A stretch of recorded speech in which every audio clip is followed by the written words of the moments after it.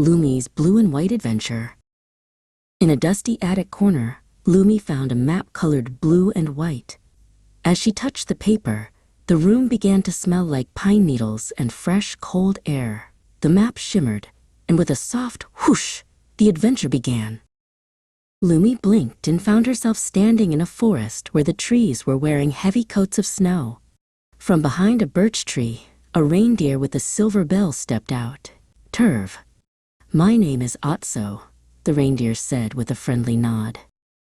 "Hop on," Otso cried. They zoomed across the snow to a busy harbor in the city of Helsinki. The air was filled with the smell of grilled fish and sweet treats. Lumi tasted a korvapusti, a giant cinnamon bun that warmed her tummy. High above the market stood a beautiful white building with bright green domes. "That is the cathedral," Otso explained. Lumi tilted her head back, watching the seagulls circle the golden crosses at the very top of the towers. Next, Otso led Lumi to a small, cozy wooden house near a lake. "This is a sauna," he said. They didn't go in the heat, but they sat on the wooden steps outside, feeling the steam rise and watching the sunset turn the sky pink. They walked down to the edge of a frozen lake.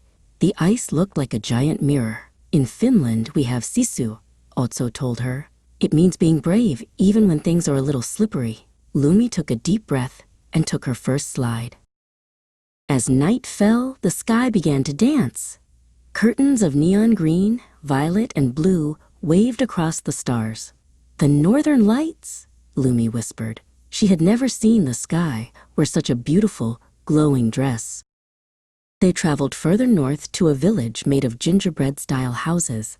A kind, tall man with a very long white beard and a red hat waved at them. "Hai va, Julua," he called out with a jolly laugh.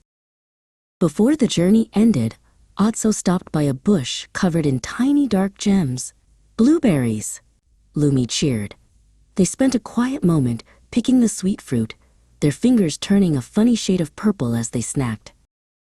With a final chime of Otso's bell, Lumi was back in her attic. The map was just paper again, but she still felt the cold wind on her cheeks. She tucked the map under her pillow, dreaming of the land of blue and white.